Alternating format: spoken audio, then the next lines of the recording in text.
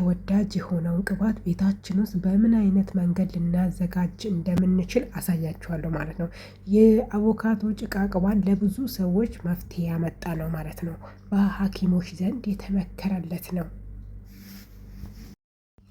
ሰላም ሰላም፣ እንኳን ወደ ቤታችን በሰላም መጣችሁ። ለቤታችን አዲስ የሆናችሁ ቤተሰብ የሆናችሁ ሁልጊዜ እንደሚለው በአጭር ቪዲዮዎችን ስለምለቅ ወደ ገደለ ነው ቀጥታ የምንገባው። ዛሬ በአቮካዶ እጅግ በጣም የተወዳጅ የሆነውን የአቮካዶ ቅባት ነው ቤታችን ውስጥ የምናዘጋጀው ማለት ነው። እንግዲህ እዚህ ጋር እንደምታዩት አቮካዶ በደንብ የበሰለ መሆን አለባት። ከአንድ እስከ አራት የሚሆን አቮካዶ ማሽን ላይ አድርጌ በደንብ ፈጨዋለሁ ማለት ነው። በነገራችን ላይ ይሄንን የወይራ ዘይት አይነት ወይም ይሄንን ዘይት ላታገኙ ትችላላችሁ። እኔ ግን አጋጣሚ አረብ ቤት ላይ ነው ምሰራውና በዛ አጋጣሚ ነው ያገኘሁት ማለት ነው።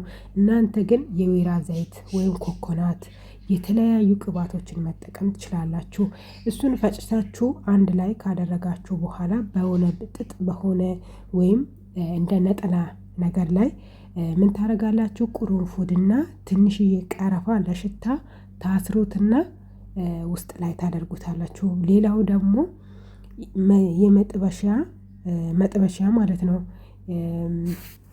ዝመሪ ወይም የስጋ መጥበሻ ነው በምንለው ነው አብዛኛው ጊዜ የምናውቀው። የእሱንም እርጥቡን ተለጣጭ የሆነ ነገር ላይ ታደርጉትና ስራ አርግታችሁ እላዩ ላይ ታደርጋላችሁ ማለት ነው። ከ20 እስከ 30 ደቂቃ ድረስ እሳት ላይ ታበስሉታላችሁ። ሌላ ምንም አይነት የዘይት ፈሳሽ ነገር ምንም አትጨምሩትም። የወይራ ዘይት አንድ ኩባያ የሚያክል የወይራ ዘይት ትጨምራላችሁ ወይም ኮኮናት፣ ሌላ የምትጨምሩት ነገር የለም ማለት ነው። ከዛ በኋላ ካጠለላችሁ በኋላ እንደዚህ የሚመስል እቃ ውስጥ ታረጉትና ቁርንፉድ ወይም ሚስማር፣ ሌላው ደግሞ የስጋ መጥበሻ ወይም ሩዝመሪውን እርጥቡን እንደዚህ እቃ ውስጥ ታረጉና በቆንጆ መልክ ለእናንተ ራሱ ልትቀቡ ይመቻል። እንደዚህ ታረጋላችሁ። እኔ ልቀባ አሁን እንደዚህ ትንሽዬ ቀንሻለሁ ማለት ነው። ወደ አቀባቡ ነው የምንሄደው ማለት ነው። ሰላም ሰላም፣ እንዴት ናችሁ? ውድና የተከበራችሁ ቻናሌ ቤተሰቦች እንደምን አላችሁ? ለቻናላችን አዲስ የሆናችሁ ካላችሁ እባካችሁ ቤተሰብ የሆናችሁ አበረታቱ። ትንሽ ጠላ ሲል ይሄንን ይመስላል።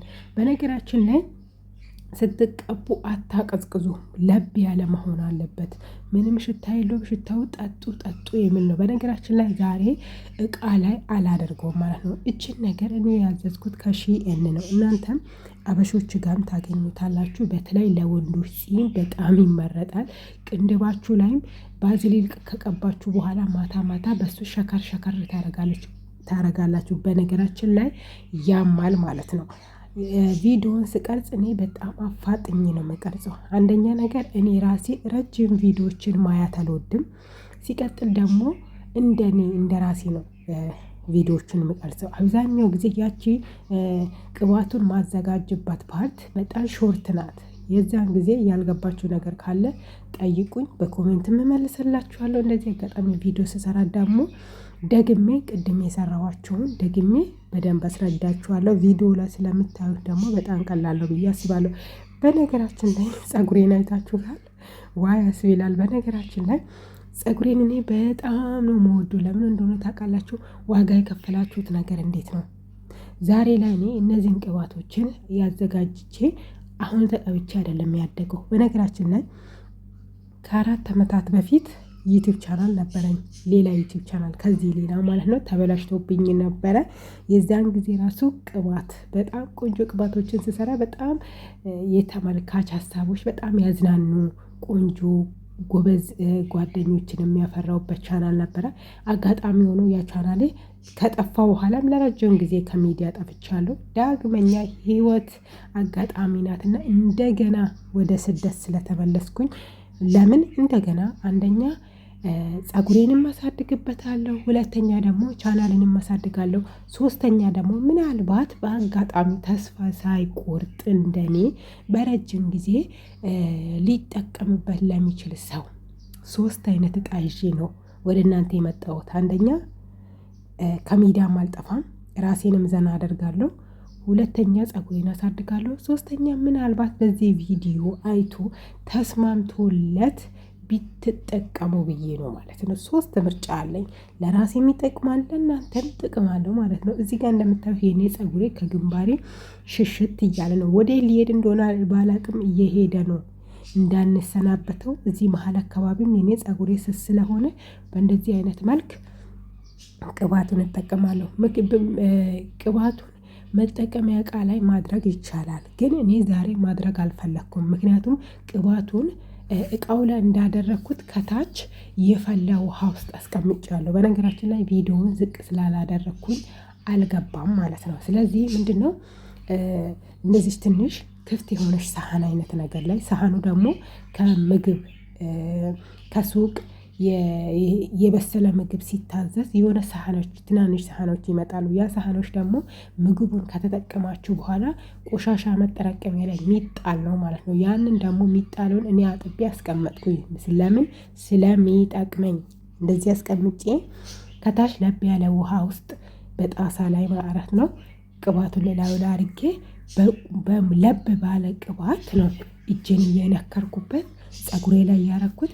በደንብ ማሳጅ እያደረግኩኝ ፀጉሬ ላይ እየተቀባሁ ያለው ለዛ ነው እቃ ላይ ያልገለበጥኩት ማለት ነው። እቃ ላይ ገልብጣችሁን ብትቀቡ ለእናንተ በጣም አሪፍ ነው። እኔ ደግሞ ይህንን ዘዴ እስቲ ልሞክርበት ብዬ ነው። ያዋጣል አያዋጣም የሚለውን ዛሬ መጀመሪያ ጊዜ ነው እንደዚህ የሞከርኩት።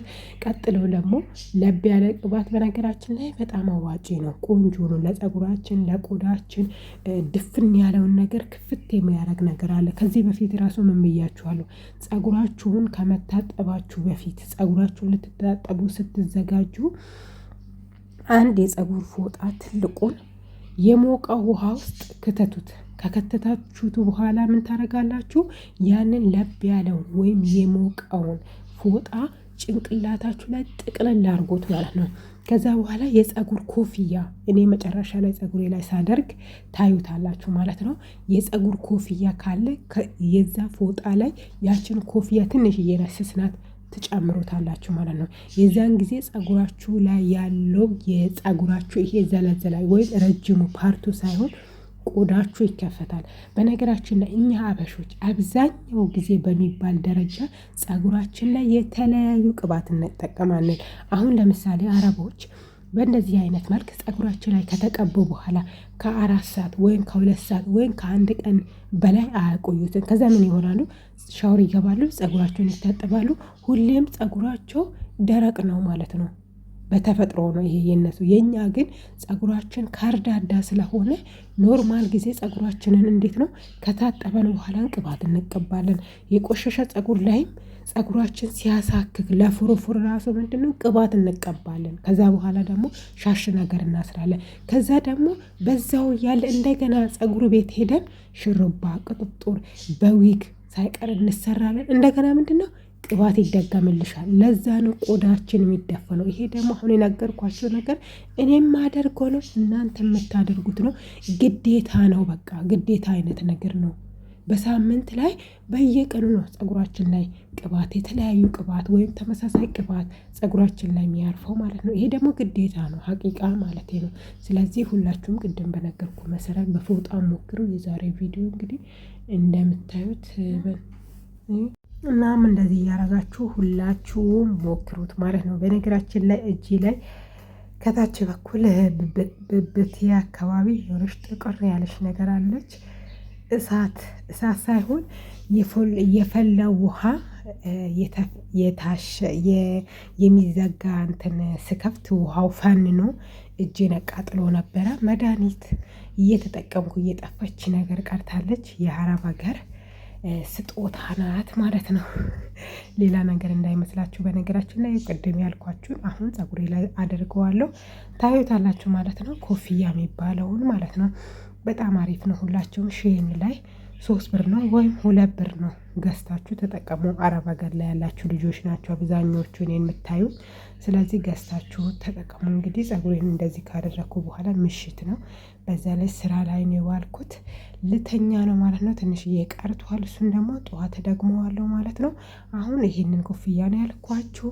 በቃ ድክም ብሎኛል። አሁን በቃ ቀጥታ እረፍ ብዬ መተኛት ነው የምፈልገው ማለት ነው። ይሄ ፀጉር የጆሮ ጌጥ የአንገት ጌጥ ምናምን ማፊ ሲጀመርም ለብሼ የነበረውን ቢጃማ ነገር ነው። በቃ መውደቅ ብቻ ነው የፈለኩት። በቃ አመሰግናለሁ። መልካም ጊዜ። ሼር ሰብስክራይብ አድርጉ።